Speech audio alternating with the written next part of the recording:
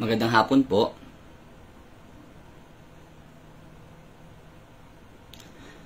Maulan na hapon po sa inyo pong lahat.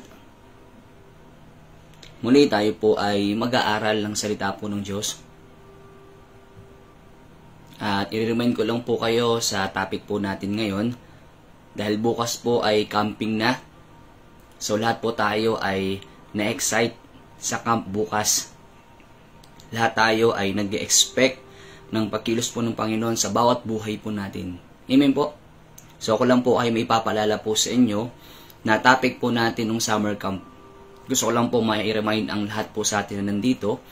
At alam nyo po, may mga sinasabi po sa atin ng Diyos patungkol sa mga kaluluwa, patungkol sa soul winning, sa harvest time, sa mga kaluluwa na kailangan po natin masyaran, kailangan po natin i-follow up, at kailangan po natin i-disciple. Amen po?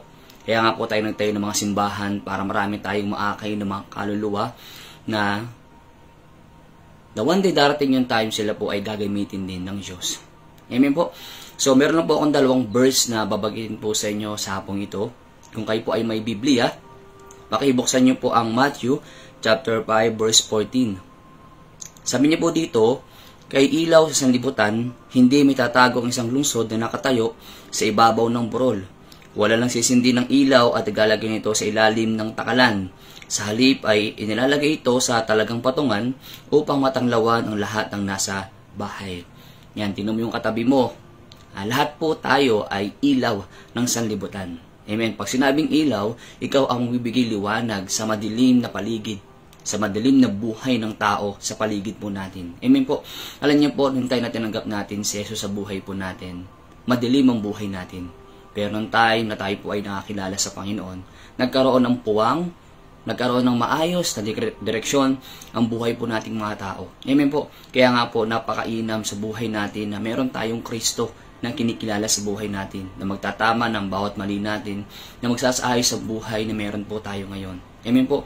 Alam niyo po, hindi kayang baguhin ng tao yung ugali na meron siya, kundi sa pamamagitan ni Kristo Jesus na ating Panginoon, siya makapagbigay po sa atin ng pagbabagong buhay. Amen. Kaya nga po, alam niyo po, tayo po ay nagiging huwaran, nagiging modelo tayo sa ibang tao. Nagbibigay tayo ng ilaw, ng pag-asa, hope, kung paano tayo nakakilala sa Panginoon. Kaya nga po, napakahalaga po sa buhay natin na meron tayong tinatawag na body of Christ. Kasi alam niyo po, lahat po tayo ay katawan ni Kristo.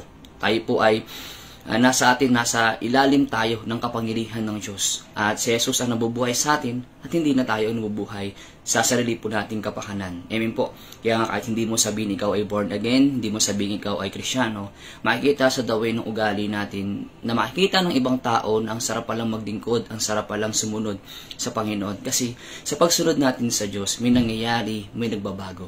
Amen po. Kaya nga alam niyo po, nung camping, sinasabi po ng Biblia na tayo dapat ay maging ilaw ng sanlibutan. Bakit po? Maraming tao ang bulag sa katotohanan. Maraming tao ang bingi sa katotohanan. Maaaring nakakita sila physical, maaaring nakakaring sila physical, pero sa spiritual na buhay na mayroon ng mga tao, sila po ay bulag, sila ay bingi.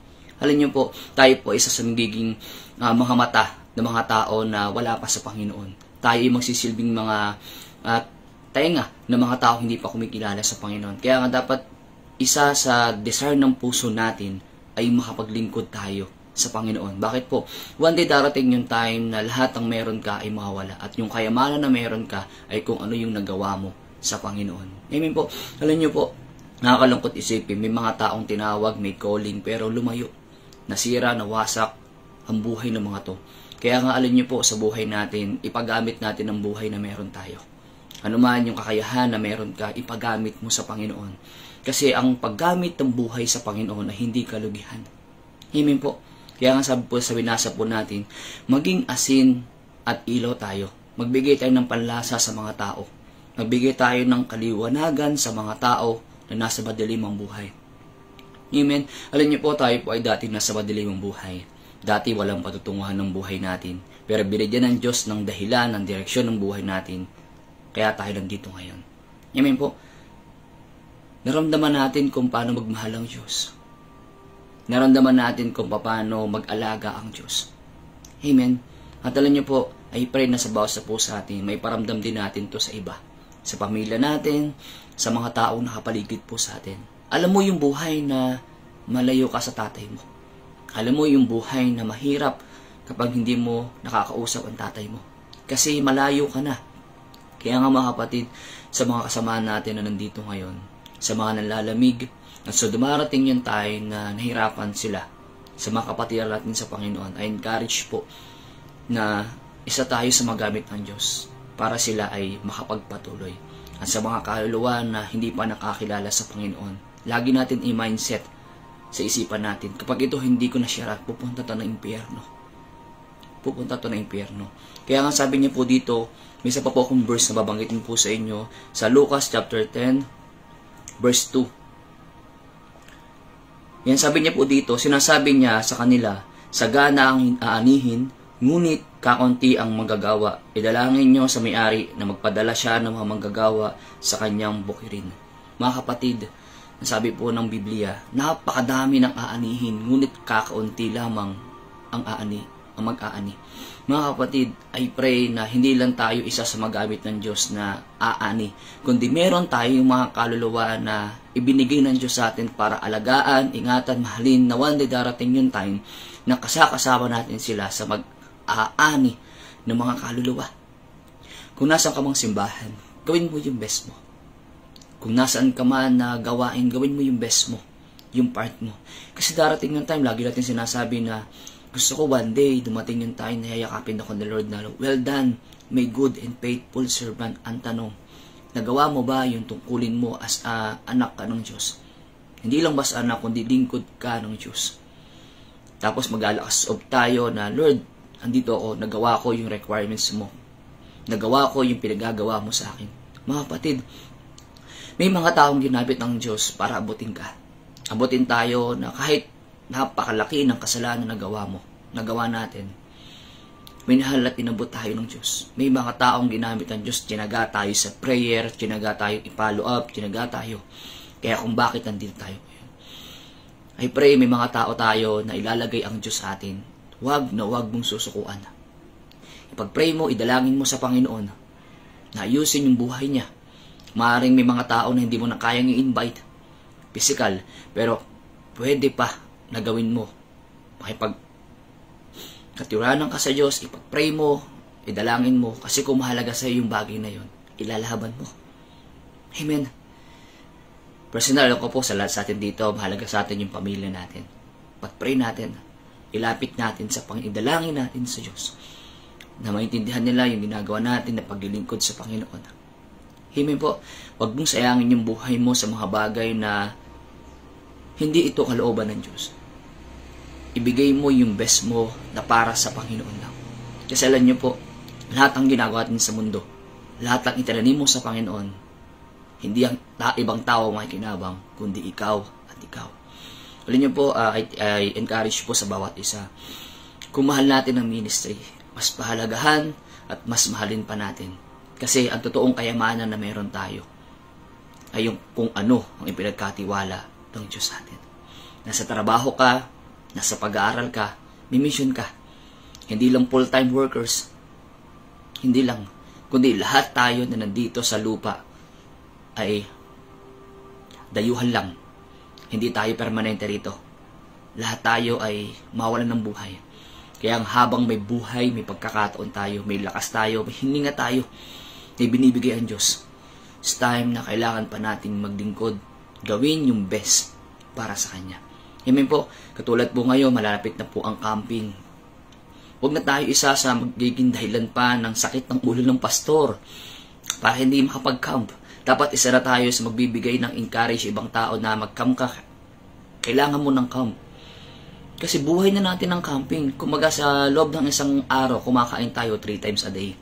Sa camp na to, dapat nandun ka all time ng buhay mo sa camp.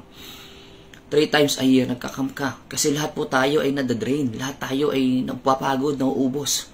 Ang isang cellphone, kapag yan walang charger, walang connect sa kuryente, hindi yan magiging fully charged. Ang kuryente natin ay ang anointing. Ang kuryente po natin ay ang anointing. Kung hindi ka na-anointan, mabilis kang mawawala sa paglilingkod. Kaya nga, yung camping natin, magkano? $600. pesos, bukod pa yung pamasahe natin. May iba nga po, mga taga Bicol, taga Isabela, kahit malayo sila, gagawa sila ng paraan para mamit nila ang Diyos. Yes, nasa simbahan ng Diyos. Pero ito yung na sama-sama tayo magpupuri sa Panginoon. Magkaroon ng uhaw yung puso mo, magkaroon excitement yung puso mo na, Lord, it's time na ako naman. Gusto ko na mas lalo akong ma-recharge. Kasi kung hindi ka ma-recharge sa camp, kung hindi ko mapapasa ng anointing, wala kang may bibigay sa iba. Na ibinibigay ng Diyos ng mga kaluluwa na ibinigay sa'yo. Amen po. Kaya nga I pray na hindi lang tayo nasa camp. Ito po ay isa rin po sa laban ko na hindi lang ako magka-camp, kundi may meron akong madadala sa camp. Amen. Alam ko po, lahat po kayo ay may madadala sa camp. Hindi pwedeng wala. Dapat at meron tayo madadala sa camp. Kaya alam nyo po, may mga kasabahan po tayo, hindi dalawang isip. Pag-pray natin, may mga kasabahan tayo, may problema. Pag-pray natin na makasama sila ng camp. Kasi alam nyo po, bawat camping may ginagawa ang Diyos. Bawat camping may kinakausap. Lahat tayo kinakausap ng Diyos. Iba yung anointing sa camp. Alam niyo po kasi lahat po tayo ay nakaranas ng anointing ng camp. Amen po. Alam niyo po, worth it po ang pagsama natin sa camp. Kaya in-encourage ko po ang lahat na nandito po ngayon. Suportahan natin yung simbahan, suportahan natin yung pastor. Suportahan natin kung ano yung kailangan, kung ano yung pwede yung maitulong. Isipin mo lagi, the Lord, gagawin ko to para sa'yo. Amen po. Alam niyo po kung yan ang magiging mindset lagi natin. Magiging masaya lang yung ginagawa mo kasi lahat ng ginagawa mo nakikita ng Diyos. Amen po. Kaya mahalin natin ang gawain. Sabi nga di po ba ni Apostol ni Jesus kay Apostol Pedro, mahal mo ba ako, mahal mo ba ako, mahal mo ba ako? Pangalagaan mo kay mga tupa. Mahalaga po ang mga tupa sa Panginoon. Kaya pahalagahan natin. Mahalin natin yung mga kaluluwa. Kasi yan yung may offer mo sa Lord one day. Hindi naman yung narating mo eh. Hindi naman yung mga napundar mo. Kundi itatanong Diyos sa akin yung mga kaluluwa. Yung mga kaluluwa na mahalaga sa Kanya. Dapat ganun tayo. Pahalagahan natin yung kaluluwa. Kasi mahal ang Diyos yan eh. Lahat tayo kaluluwa. Minahal tayo ng Diyos. I pray din sa bawat isa po sa atin. Pahalagahan natin yung kaluluwa. Kasi yan yung sinasabi ng Diyos sa atin. Yan yung tunay na kayamanan natin. Yung kaluluwa na pwede natin may offer sa Kanya. Tingnan mo, sabi ng Biblia, isang kaluluwa lang ang magbalik sa Panginoon. Libo-libong anghel ng Diyos ang nagkakasiyahan. Paano pa kung dalawa? Kung tatlo, apat? Mas masaya sa langit.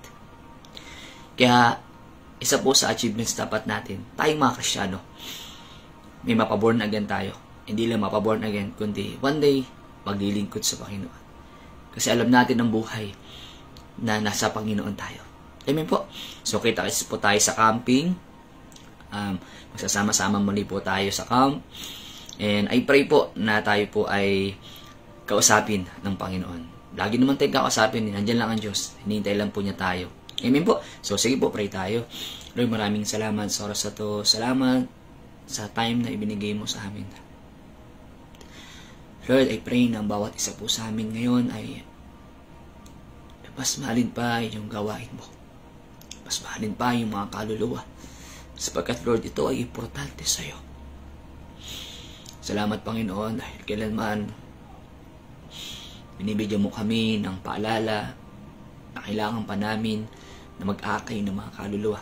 Mas mahalin ang gawain mo, Panginoon. Na-pray ng bawat sa po sa amin na atin sa camp.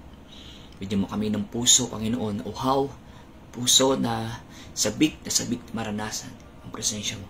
Salamat ngayon pa lang sa katagumpay ng camping, sa lahat ng babiyahe na pupunta. Ingatan mo ang bawat isa po sa amin na marating kami ng safe sa campsite. Salamat, Lord. Salamat po sa kayusan at sa katagumpayan ng camp. Pinupuri ka namin, dinadakila sa pangalan ni Jesus. Amen. So yun po, isang mapagpalang hapon po muli sa inyong lahat. God bless you po.